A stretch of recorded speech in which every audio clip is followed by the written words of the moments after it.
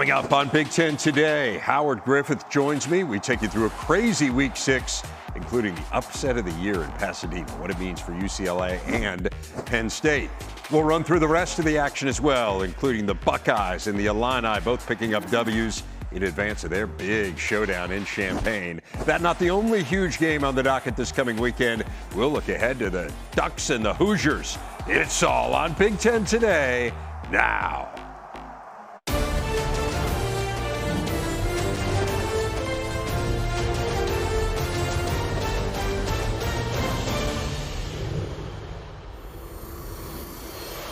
Welcome in. It is Big Ten Today on a Monday. Delighted to have you with us. We are presented by Gatorade.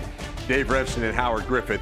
It has been a little bit of a topsy-turvy year, kind of at large, yes, writ large in college football, and the Big Ten's largely been, kind of stayed on the outside of that. Mm-hmm. But I would say it hit a crescendo this weekend in college football as a whole, yes, and it certainly did in the Big Ten. I tell you, it's remarkable to think about. You know, we're obviously talking about Penn State. You talk about UCLA. It was an amazing game. It really was. But there's just so much going on. And you talk about the parity and what you're able to do with the right people at the front of the room. These young people get excited about playing, and they go out and execute, and then you have some guys that don't execute. So, you know, things are starting to settle, I think. We're starting to figure out who's who and what teams are headed in the right direction and what teams are really struggling at this point to make some things happen for themselves. Well, we're going to try to put what we saw on Saturday into some perspective, and that is our big story, the weekend that was in the Big Ten. The big board is always the best way to take it all in. 4 of the Big Ten's ranked teams were in action. 3 of them won comfortably, Ohio State, Michigan, and Illinois.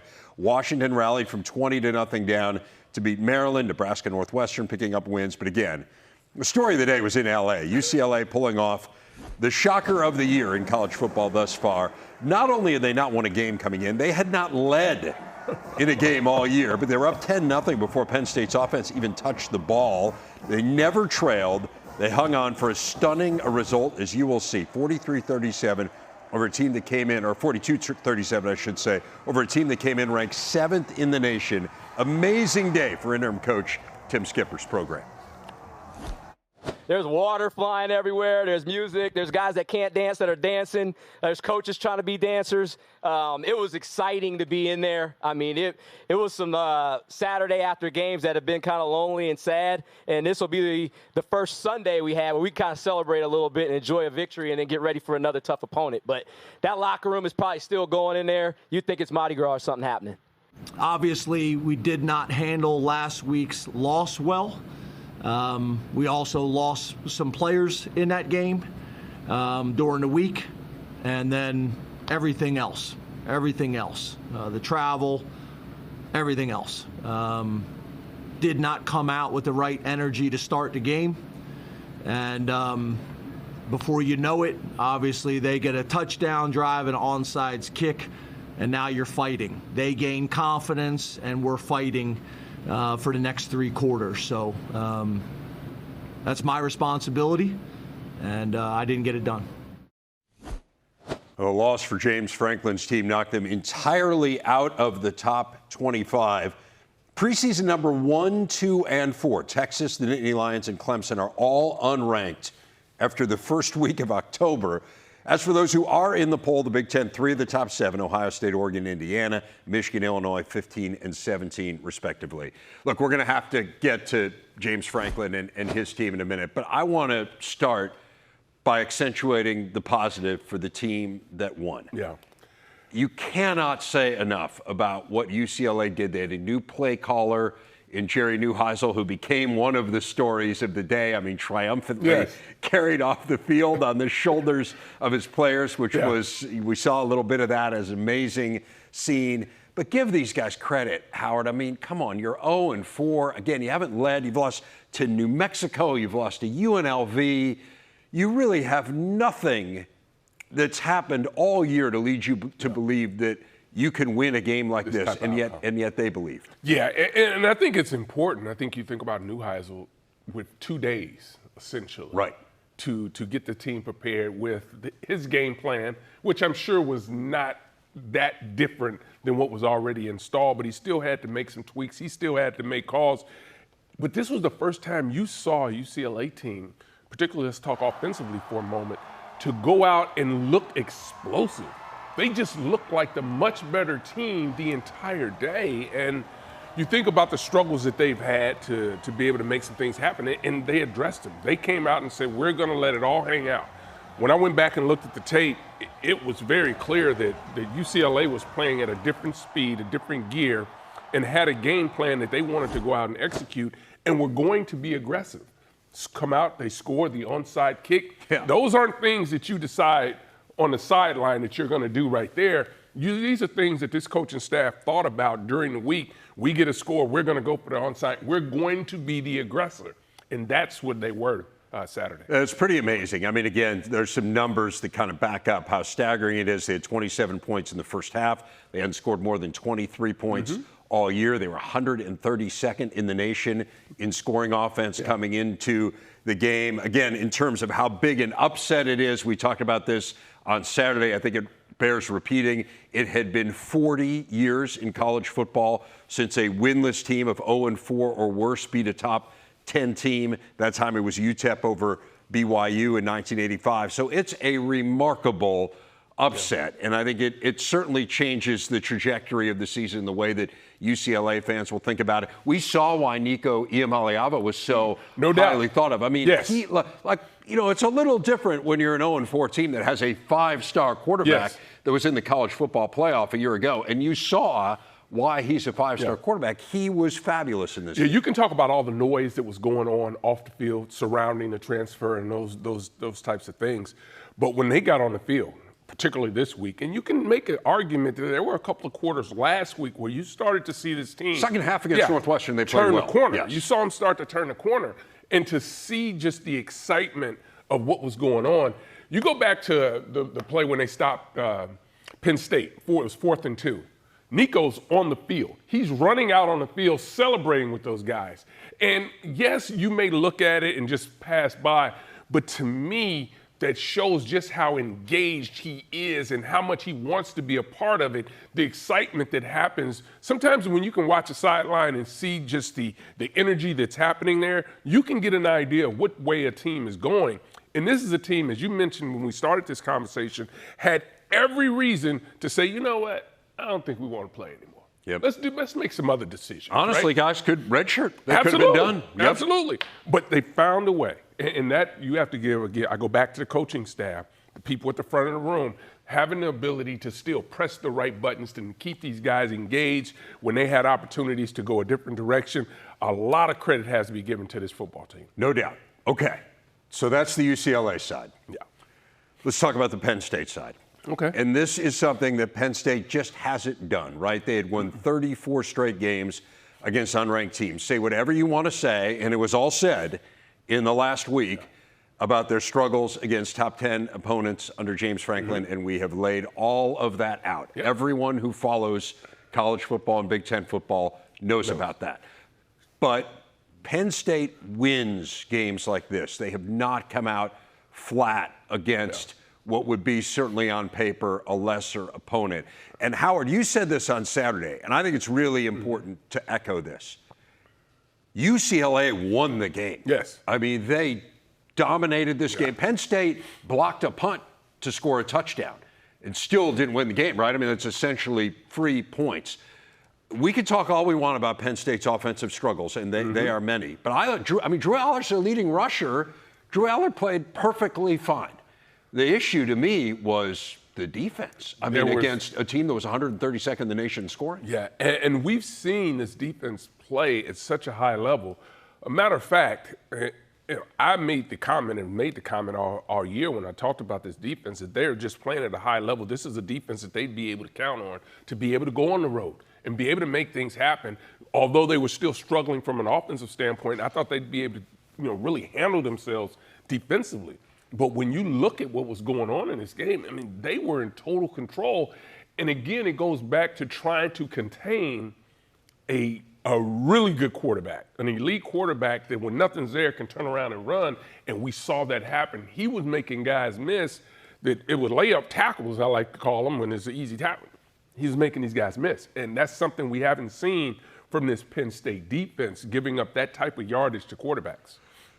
We all know kind of what the expectations were coming into this year for Penn State. They were preseason number 2, which tied for their highest ranking ever in the preseason. They were picked to win the Big Ten. They had never been picked to win the Big Ten in this era of that Cleveland.com preseason poll. They were picked to win it.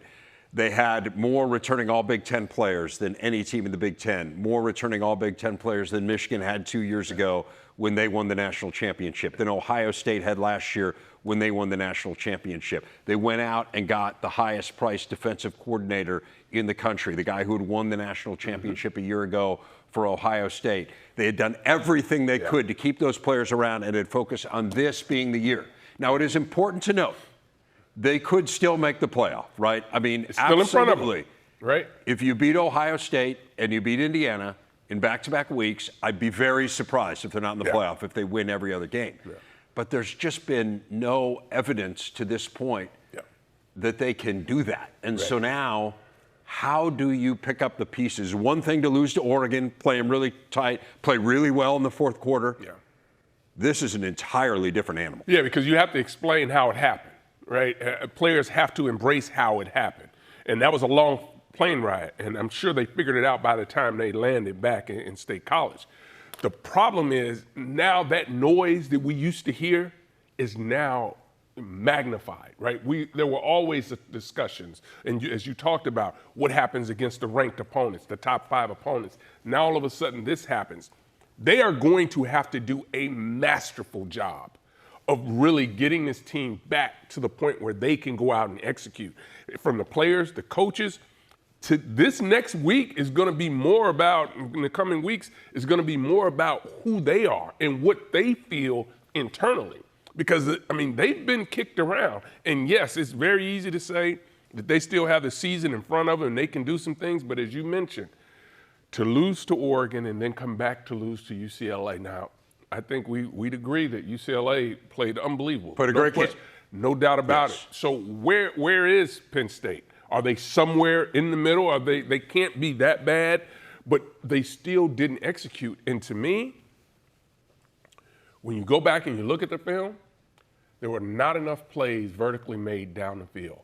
And watching the film, you quickly realize just how important to this offense Tyler Warren was last year, because he made catch after catch, dynamic catches, unbelievable catches that really kept this offense. Plus, they could run the ball whenever they wanted to. Why can't they run the ball? They're 57th in the nation in rushing offense. You've got 2 All-American caliber running backs in Kaytron Allen and Nicholas Singleton. The curious thing to me is Nicholas Singleton is under 4 yards a carry this year, and yet he has more carries than Kaytron Allen does. And Allen's at about 8 yards a carry. It's a real tough situation that they're in right now, because we go back, we thought this might be one of the better offensive lines that they've had since we've been at the Big Ten Conference, and it's just not showing up when it needs to.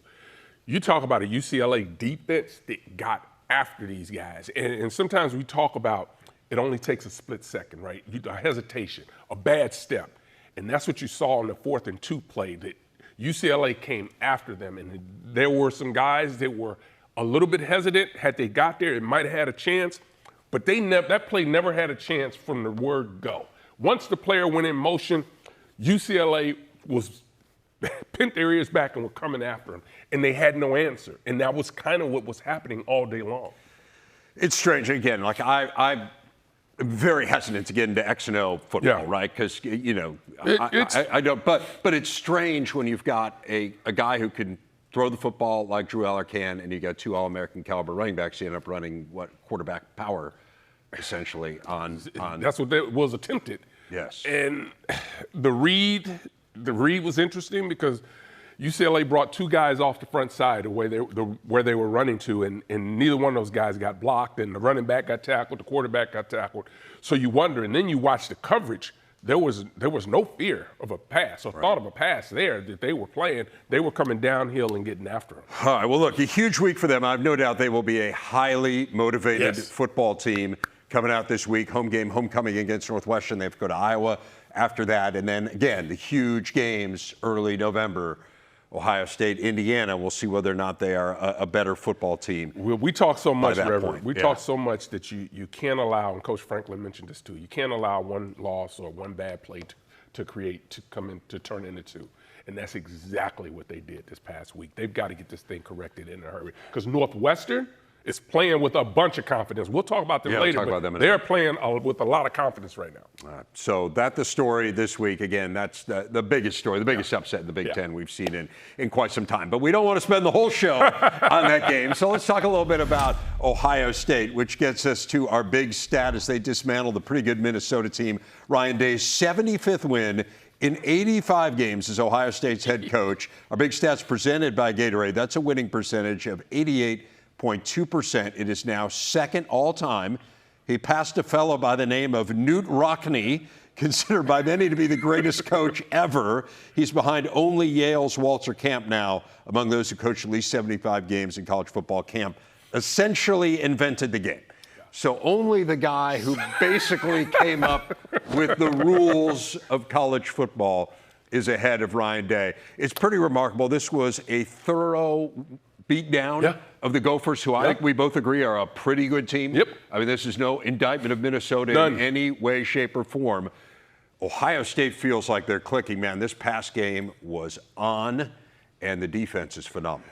When you start to think about the way they're playing the game offensively, to me, when you watch them, it is really refreshing to watch guys that aren't getting the ball still doing their part. And that really shows up in the pass game when guys are supposed to be running routes. Maybe it's a clear route, and they're able to come underneath. Maybe it's a back or a tight end getting an extra block to help out the protection. You're seeing guys play without the football, unselfish play on this offense.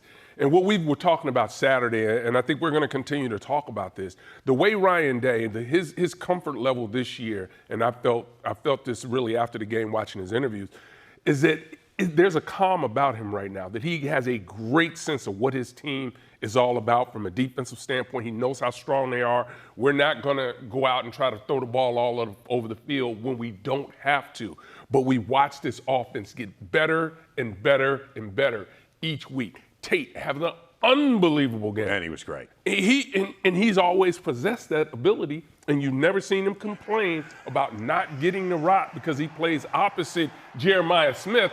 He continues to go out and play, so he's going to have opportunities to make plays, and that's what we're starting to see. And you watch that happen. Then you watch the run game develop, and I was excited to watch these guys because they do a great job in blitz pickup because people are constantly bringing pressure on a young quarterback, trying to rattle him and shake him. These backs have done a tremendous job. And then, oh, by the way, Bo Jackson can run the ball. Looks like he's on his way to being the lead runner for the Buckeyes. And they've been able to do some things offensively that has just been incrementally each and every week getting better, expanding this offense as Brian Hartline gets more comfortable with his quarterback and his play calling duties. They are in a great position right now.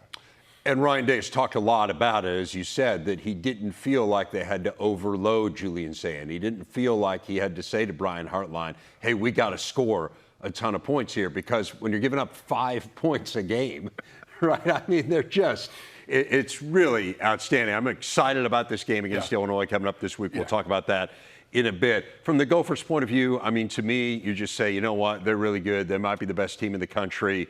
I know Minnesota wants to play, be more competitive than that. I'm not in any way minimizing it. I still think Minnesota can have a really good season. There's nothing that happened there on Saturday that changes my opinion of Minnesota, other than they're not Ohio State. And who is? And not many are. And I think you can see that they're going to make plays, but they just couldn't make enough plays against Ohio State because they're so talented.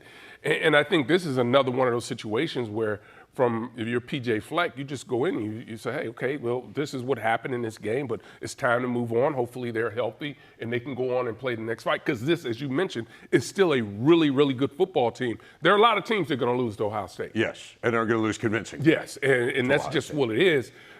So you have to have a lot of things go right when you're playing them. You have to hope Ohio State, from a defensive standpoint, has a bunch of busts or lapse in judgment in game plan. they've got to be, a willing participant in a lot of situations. And that's not to say that they can't be beat. That's not at all what I'm saying. But they're playing at such a high level. They have, guys on this defense that really have, like this offense has grown defensively. They're continuing to grow. And I always use this term when I'm talking about this Ohio State team. I don't talk about the scheme that they're running. This is about matchups. And the NFL is about matchups. And that's what defensive coordinators at the NFL level want to do. He has those type of players on his roster, and they're able to make those type of plays so he can create those matchups that offenses aren't prepared for. So these guys have a high IQ defensively, and one of the reasons they're going to be a tough out as this season continues to progress. And as you say, you got an NFL coordinator in Matt Patricia. I have an NFL head coach as well in Matt Patricia. So you got NFL pieces, you got an NFL mind, pretty good combination. So much more to come here on the show. We will dive into the Huskies' huge come-from-behind win in College Park, as well as Michigan's takedown of the Badgers. This is Big Ten Today. Washington found itself down 20-0 early in the third quarter in College Park, down 20-3 entering the fourth quarter, and figured out a way, scoring the game's final 24 points to top the Terps 24-20. It marked the Huskies' first conference road win since joining the Big Ten, rolled up 290 second-half yards as the Terps fell for the 8th time in their last 9 Big Ten home games. Really a great win for Jed Fish. You think how banged up they are. Their offensive line has a couple guys out.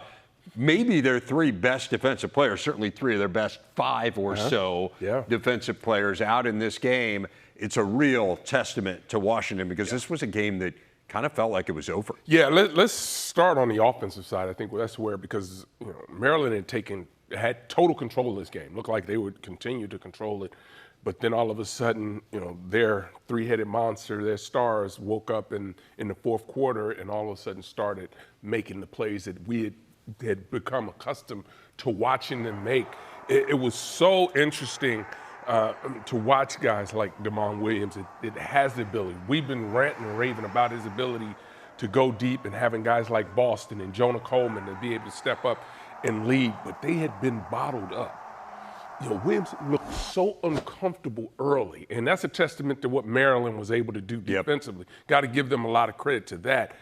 But they all of a sudden found their way. They stayed with it and were able to make the plays they needed to. And I got to tell you, sometimes we talk about travel. That stuff's out the window now, right? When to see a team like Washington go on the road, do what they need to do, and they handled it. But again, it was about their stars raising their level of play and making the plays offensively. Now, let's talk about Washington defensively. We talked about the type of job Ryan Walters and the injuries, you mentioned that. But the job that they're doing defensively is huge. To be able to, and listen, Maryland hasn't run the ball great all year, but you still make them one-dimensional. They have to throw it around with the young quarterback in Maryland, who we all believe is a really good player. But defensively, they're playing well. So, again, I don't think this is a team that probably from a national perspective is getting enough credit and enough respect for what they have, what they have as a team and what Jed Fish is doing there. But this was a huge win for them and a huge confidence booster for them as well. Agreed. They have another travel issue because they're going all the way back home, obviously, and then they got Rutgers on Friday night. Then after that, you take on Michigan. I mean, I think if you win both of those games, people are going to start understanding what we already see, which is that Washington is a very good team. For Maryland, it feels like a lost opportunity. Howard, I mean, you had a sellout crowd. You're 4-0. You have a chance to kind of flip this October narrative, this conference game narrative. They are much better. Man, Ted Monachino's done a great job with that defense. Just weren't able to make the plays. And to your point, if you can't run the ball, which they have struggled to do, it's hard to milk the clock and end a game. Yeah, and that's what they needed to do. But we've seen them getting better, right? These are the type of games that, obviously we haven't seen them play at this level, at this height defensively a lot. But to see them do this, to take away those dynamic players in the first 3 quarters, but just didn't have enough. And I think you get to a point where, okay, you may be wearing down as a defense, but they've got to find a way to be able to still be able to run the football. At least the threat has to be there. I think they may have run the ball once in the 4th quarter, and that's tough when you're trying to salt the game away. 55 rushing yards for the game. They're last in the Big Ten in rushing. They got another huge opportunity. Nebraska coming to town. That's a program that makes people stand up and take notice. I understand it hasn't been great recent years here for the Huskers, but still, if you're Maryland and you beat Nebraska at home, that would go a long way towards erasing the frustration of what happened. There's a lot of good things on tape that they're able to show those players. Coach Loxley will be able to show them. They're close. They're close. Let's get into Michigan and Wisconsin. From Michigan's point of view, first, it felt like, obviously, Wisconsin scored early on, and so you're in a little bit of a hole early. But from there, it felt like Michigan had taken control of the game. Wisconsin was struggling to move the ball, as I think a lot of teams will against Michigan. It wasn't an overwhelming effort in any way, but Michigan can be really explosive. They can really run the ball, and they did it against what was the nation's best running defense coming in. And that's one of the things they've been able to do. And I think we can be pretty confident that they're confident in running the football. That's who they are. They're going to make plays in the passing game, and we saw them do that. But this is a team that wants to run the ball, be physical at the point of attack, stop the other team's run, and that's what we're going to continue to see. We haven't seen, I don't know, this many explosive run plays, because that's what they get. They get yardage in chunks, and that pays dividends for them and allows this quarterback to sit back in the pocket and make plays. Justice Hayes leading the country this year in those explosive long runs of 50 yards or longer. So that's a huge part of what Michigan does. What about Wisconsin? Again, they were, as we said, the best run defense in the country. They had a good game plan, it felt like, early on. They started Hunter Simmons, which was a surprise. And again, Luke Fickell kind of said, hey, we just had a competition these last 2 weeks to see whether it be him or Danny O'Neill. And I hadn't really seen Simmons play that much. He kind of said, I haven't seen him play that much. Right. And I was impressed with what he could do, and we thought they'd split time, but we felt like Simmons ended up being the guy. That first drive was great, but just weren't able to sustain it against what's a very good defense. And the schedule is just so unforgiving that I don't know when they're going to be able to figure it out. Yeah, and we've talked about that. And I think you look at the schedule, that's one thing they you can't do anything about it.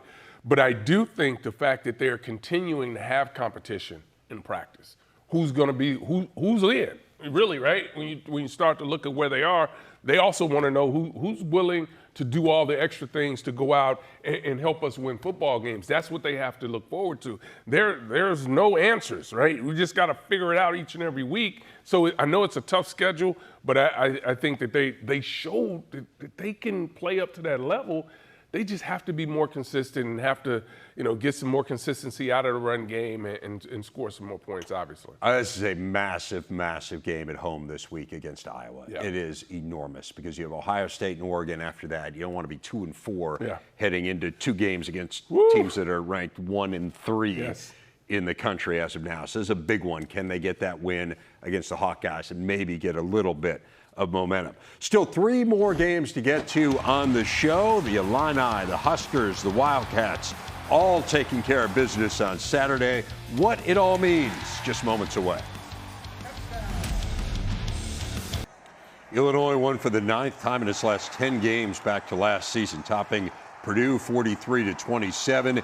The Illini rolled up more than 500 yards of total offense, scored 27 points in the second quarter alone. It was their 2nd straight win in the battle for the Cannon Trophy. First time they've beaten Purdue in consecutive games in 23 years. This was a game they absolutely had to win to set up that big showdown with Ohio State. There wasn't much doubt here, Howard. They did it with a pass game that's really clicking. Really, you think about, just the way Altmaier his comfortability in the pocket and what he's able to do with this offense. Really has the ability, has playmakers on the edge, guys that are coming up with big plays, and they just keep getting better each and every week. And I think you look at the run game, if they can get Valentine going consistently each and every week, he and Fagan, that's a tough 1-2 punch to deal with. The offensive line continues to come around. There were some times that they gave up some plays, but they were also playing without their starting center. So hopefully they get him back this week, and they can continue to get better. But they're playing really well. How concerned are you about the defense? It does feel like, I mean, statistically, it's not a great defense, and they're going to give up some plays. On tape, it's not at times not a great defense either. Yeah, they're going to give up some plays. That's just where they are. They've had some injuries on that side of the ball that players that are all Big Ten first team caliber players. So Illinois is not at the point yet, like a lot of our teams that are in the middle or that are trying to fight for that top to get into the upper echelon of the Big Ten, that the rosters aren't as deep as they want them to be. So when they start to have some injuries, although guys are able to step in and play, they're still losing a lot when they have some of those injuries. But still, they're finding ways to win. Because we talked about Washington and we talked about UCLA, more specifically UCLA.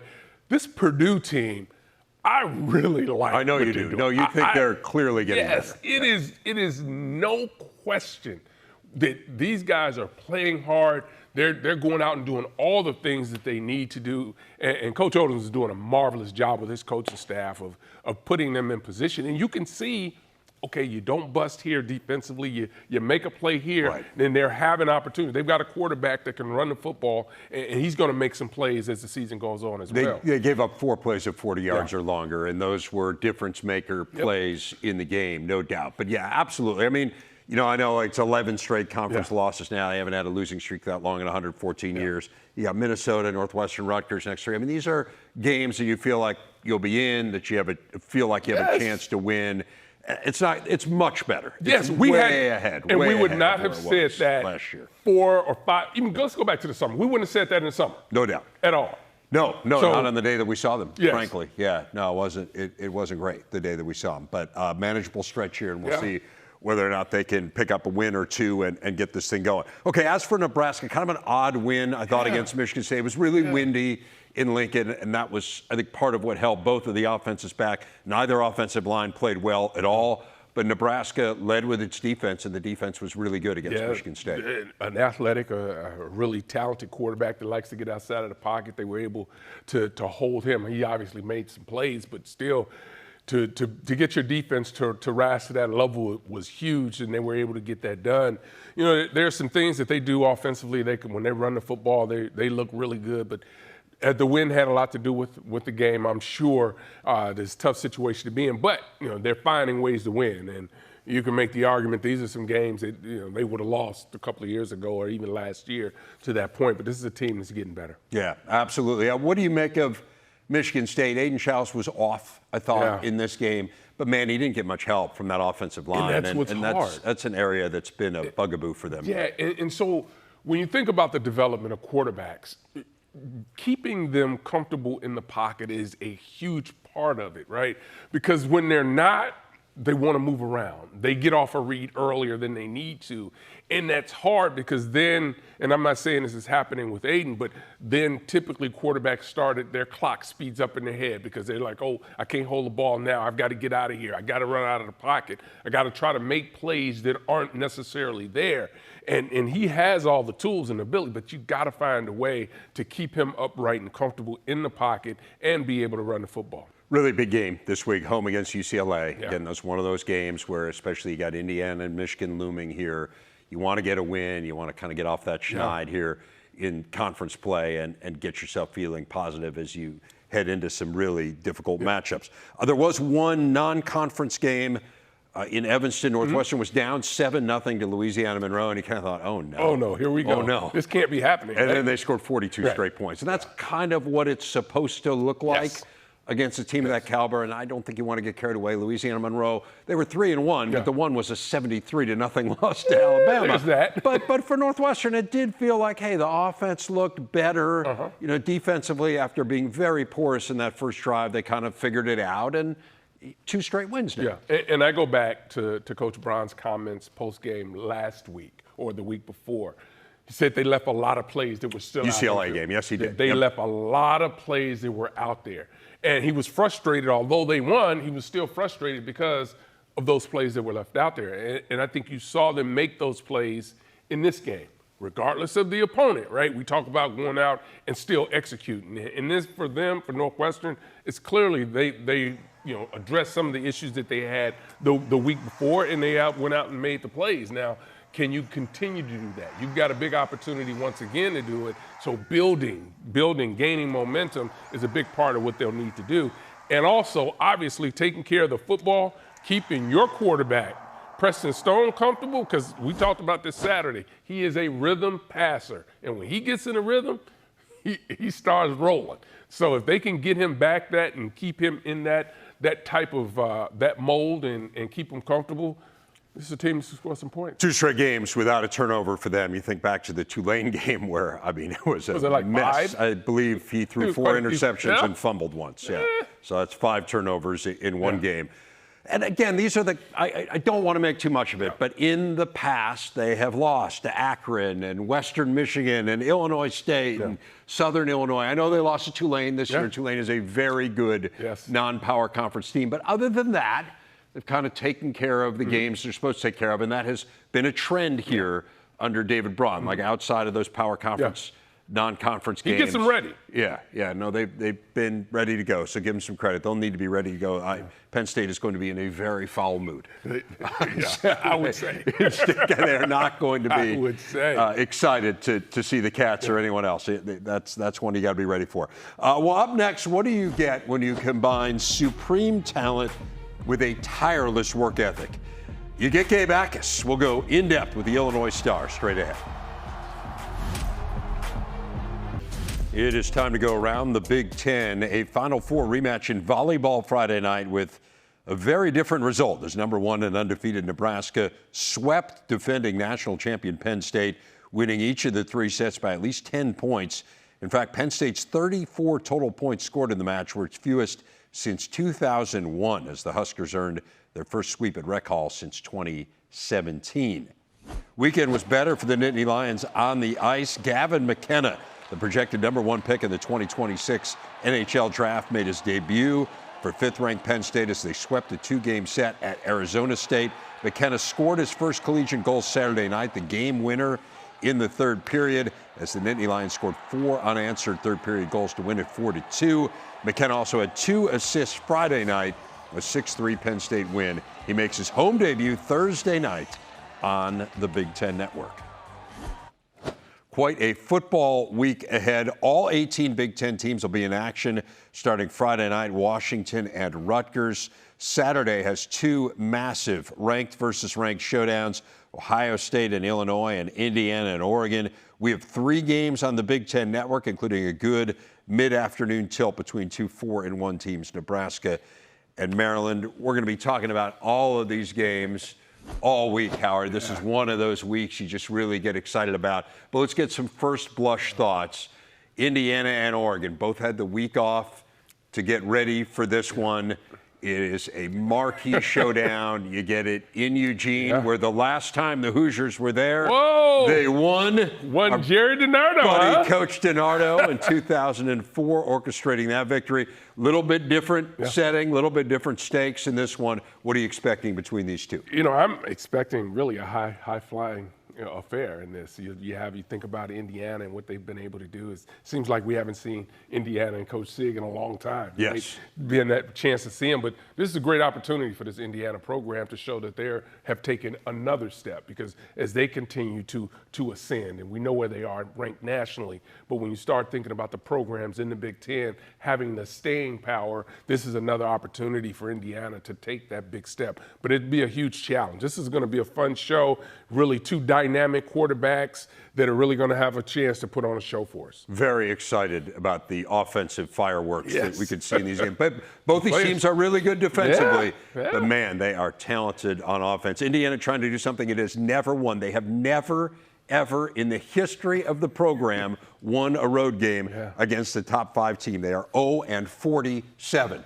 Let's go. Ohio State, Illinois. Man, Ohio State, we already talked about it, clicking on all cylinders. Illinois is going to be better defensively, no doubt, than they were against Purdue. But you want to talk about an opportunity. You want to talk about a hyped atmosphere. man, it's going to be off the charts. It will be. And, you know, this is an Illinois team. You think about it, they should be able to rise to the challenge. Ultimately, they've got to make sure that they can play 4 quarters because this is an Ohio State team that can back you into a corner if you're not careful. We know about the explosion that they have from an offensive standpoint, what they can do, so they can't have any laps or breakdowns defensively. You got to be able to keep everything in front of them. And, oh, by the way, you got to try to slow down the run game as well. And, oh, there's a defense out there you need to think about, too. So there are a lot of things. I think, listen, this is going to be a fun matchup. This is a huge opportunity for this Illinois football team. But Ohio State has proven each and every week why they are the top team, if not the top 2 teams in the country. You talk about Oregon and you talk about Ohio State. Really good football program. It is scary to think that they're getting better and rounding into form offensively, but these are, I mean, from Illinois' point of view, this is what you, hey, man, this is what you sign up for. They haven't hosted Ohio State since 2015. It's been some time. I believe the Illabuck. Oh, the Illabuck. Big Ten, underrated Big Ten trophy, the wooden turtle that is the Illabuck. Yeah. What about Michigan and USC? Another. I think you look at the college football playoff and the projections, right? When you get at like what are the odds here statistically, probabilities. These are both teams that have reasonable probabilities of getting themselves mathematically so into you the say they college got a football chance. play. They've definitely got a chance. Yeah. But this is a game you got to win. Yeah, you start looking at both of these teams, right? You talk about the strides that SC had made on the defensive side, and we've started to see them have some chinks in the armor, particularly against the run. And this is a Michigan team that's going to want to be physical up front and really control this game because this is a team, you talk about SC offensively, man, Lemon can get after it with the best of them with the wide receiver position. So they'll have to be on top. But I think this will be a game that's won in the trenches ultimately. Yeah, and do you feel that favors Michigan? I mean, USC's defensive line has been vastly improved, and no offensively, doubt. it's They have been, but they have also given up some things too. Talking about SC's defense, and we know the type of game plan Michigan wants. They want to run the ball. Right. I mean, I think the thing is, if USC's defensive line gets to you, great. If not, that secondary has been taken advantage of this year. Donovan stepping up. We will see. Hey, Jake and Yogi here tomorrow as we continue to preview these games. Thanks for joining us on Big Ten Today.